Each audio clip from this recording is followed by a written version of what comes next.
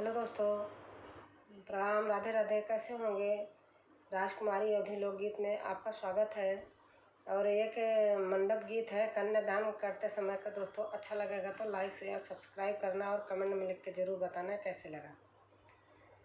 माड़ाए में पूजई बैठे पापा हो कावन रामा, पापा हो कावन रामा। नैना नीरा चुई नदी के सामना जी, नदी के सामना जी। माड़ाए माँ पूजई बैठे पापा हो कावन रामा, पापा हो कावन रामा।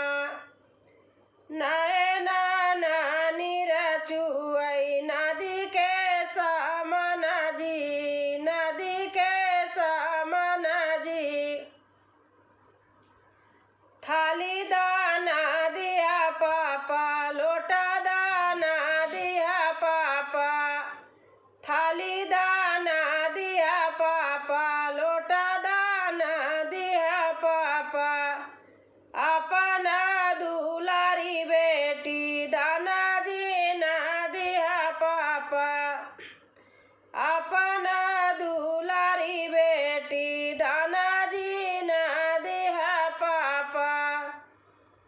माड़ाए माँ पूजई बैठे चाचा कावन रामा।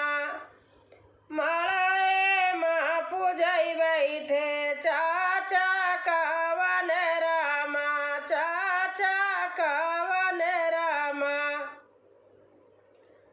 नैना नीरा चुई नदी के सामना चाचा, नदी के सामना जी।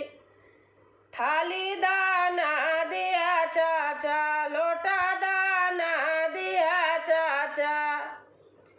थाली दाना दिया चाचा, लोटा दाना दिया चाचा। अपना दुलारी बेटी दाना जी ना दिया चाचा। अपना दुलारी बेटी दाना जी ना दिया चाचा।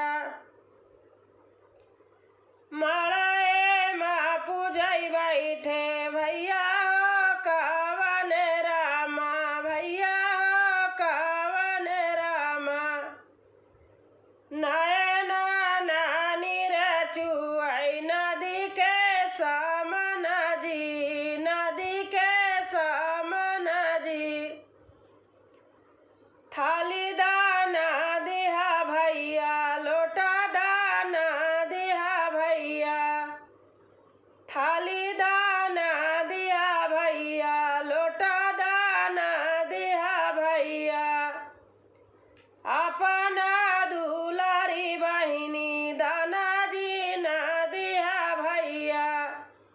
अपना दुलारी बहिनी दाना जी ना दिया भैया।